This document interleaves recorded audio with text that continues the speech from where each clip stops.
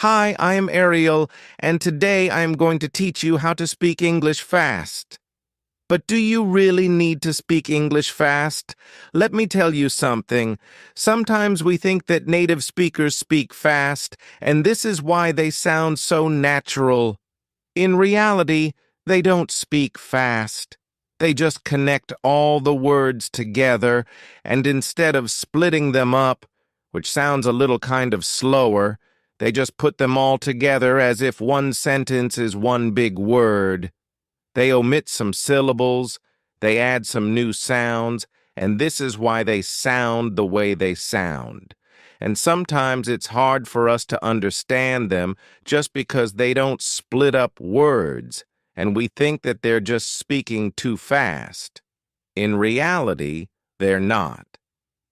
Today, I am going to teach you this technique. I am going to teach you how native speakers do it, so you can do it to sound more native, and so that you understand the mechanics behind kind of faster speaking, so you can understand native speakers. For example, you see a phrase, for example, in a sentence, what do you do? But Americans would never say like this, what do you do, dude? So, the speed, the pace, is kind of the same. It's just connecting everything. What do you do? And if you don't know the way they do it, you're like, what was that? Another phrase, I am going to do some shopping. What Americans would say, they would say, I am going to do some shopping. Again, not, I am going to, I am going to do. Again, they've connected something. They actually paraphrase it a little. I am gonna get some water. Do you want some? And some Americans would even say, I am do shopping. This is like the very, very contracted version of it. So what Americans do, they take those smaller words and they pronounce them in a way that is easier for them in daily speech. For example, article the is pronounced like the. What's the weather today? So they don't say, what's the weather today? They say, what's the weather today? So it's the, because it's easier. What about the weather report? You sometimes sound like, yeah. Do you want to go for a walk? Again, do you want to go for a walk? Sounds as if you just started learning English. Do you want to go for a walk? Sounds closer to being a native speaker. And another thing that you might have noticed when we say, what do, so we have the E at the end of the word what, and we have D at the beginning of the word do. We kind of invent a new sound here. Instead of saying, what do you do, we say, what did you do? So there is a sound which appears in the middle. Again, this is a way to make your speech smoother. And this is what all native speakers do. For example, what you do for living, what you do for living, what you do. To make this even clearer for you, I am going to read a sentence out loud. The first time I read it, I am going to read it as a student. The second time I read it, I would try to read it as a native speaker. Let's do it. I am going to go out to Walmart. Do you need anything? I am going to go to Walmart. Do you need anything? Again, I replaced I am going to with I am going to go to Walmart. And I've connected Walmart with do.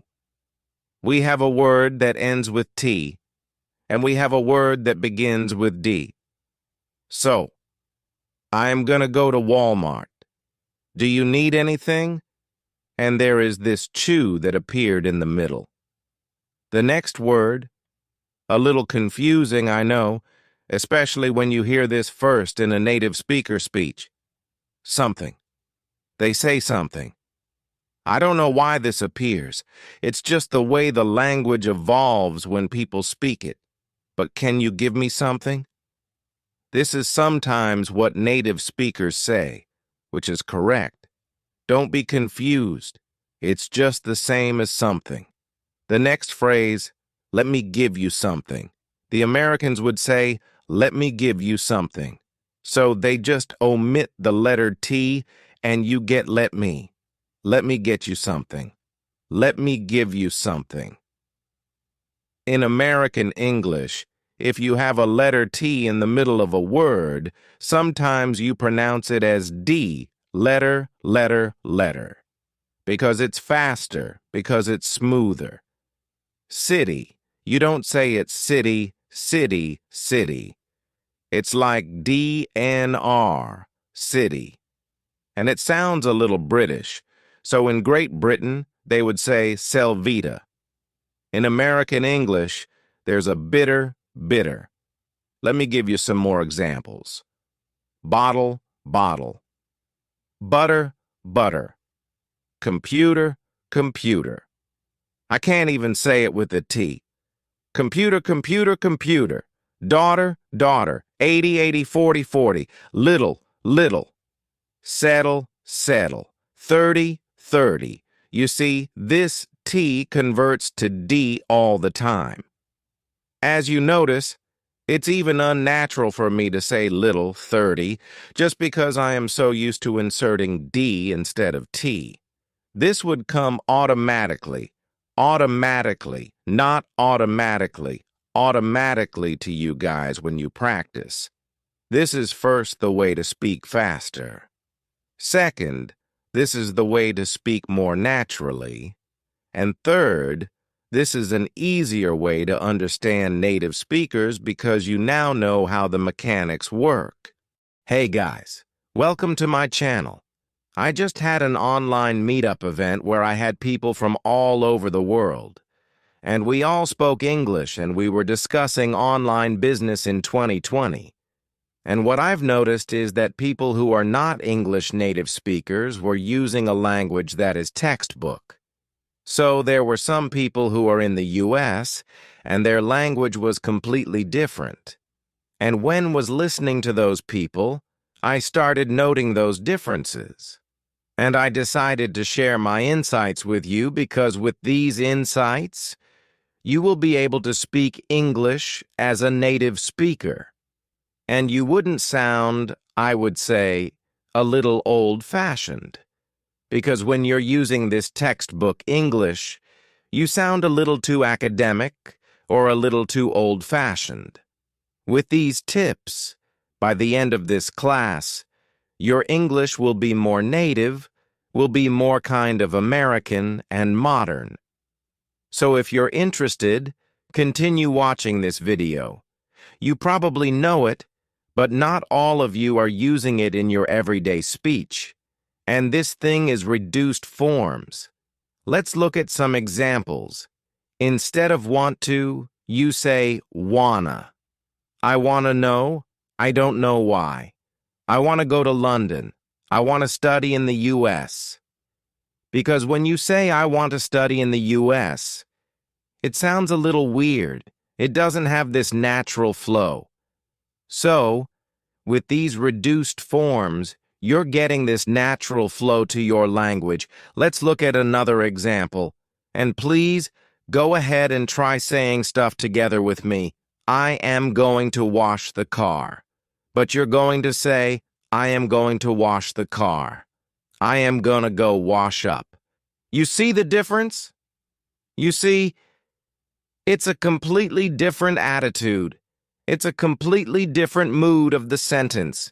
When somebody asks you what time is it, you can say, I don't know, which is, again, a little strange. You say, I don't know. I don't know. And this D is actually replaced with R, I don't know. You're not saying D, you don't say I don't know. You're saying, I don't know. It's like, I don't know. Yeah, it's weird, but this is how it works with a language. I don't know. Try listening. I don't know. and I don't care. Yes. And last but not the least, got to versus got. I got to do my homework. Instead of I got to do my homework, we got to fix it. By the way, you can say, I got to do my homework if you decide to speak British English. And this is my tip number 2. You need to decide which accent you want to adopt, because you can speak British English, you can speak Canadian English, you can speak Australian English, you can speak American English, and there is nothing wrong with either of those accents. It's just, you need to be consistent, and I started learning English with the British version, and I really liked it, and I think I can still imitate my British accent. I don't know. I'm not using it at all. Maybe if I come to Britain for a week, I will get back to British accent, but I like American accent, and I would say American accent is the easiest to learn, just because there are so many resources in American English. I try to speak with an American accent. The next important thing, contractions. Contraction is also something to do with delivery, but we're talking about contractions in the language. I am, instead of I am hungry, you say I am hungry. And it's not even I am hungry. It's I am hungry. Like, funny, I am hungry. This is the way to contract I am. I am hungry, you say. I'll, instead of I will. I'll do that. I'll pick it up. I'll be back. But please don't use this contraction with names. You can't say, Kately will do that. Kate'll do that. The only way to say will with names is to say the whole thing. Kate will do that. You cannot use contractions with names. Instead of do not, you say don't. I don't like it. It's just the way to speed up your speech. Maybe I am visiting you at your place and I say it's really cold. And maybe you know that the air conditioning is on and you would be like, oh, do you want me to switch off the air conditioning? Or do you want me to close the window? Or, oh yeah, I know it's really cold. You want to use my sweater? So really, Americans, they don't really tell you directly what they want because they don't want to offend you. They don't want to force you to do something, but they're kind of giving you hints. It's a little cold here, you know. I feel a little uncomfortable working with that person. And they're not telling you directly that they don't want to work with that person. They want you to take action. They want you to make a decision. Or for example, you know, I don't really have time tomorrow to come, and then you should offer something different. So really look for those hints. Again, Americans would never tell you directly. Well, they would. Some of them would. But in a lot of formal situations, they would kind of navigate you towards what they want. Next thing you need to learn is to detect sarcasm. For example, we're sitting in the same room. We're in Los Angeles. And it's 100 degrees outside, which is almost like 37 degrees Celsius. And I tell you, oh my God, it's so cold. It's so cold. And in this situation, you need to know that it's hot in here. And you need to understand that it's sarcasm. And there's no need to switch off the air conditioning or offer me a sweater. So you need to also learn what sarcasm is. And I know in different countries, jokes can be different. If you keep practicing these techniques, you'll start to sound more like a native speaker. Just listen carefully to how people speak, and over time, you'll begin to notice these patterns and use them yourself.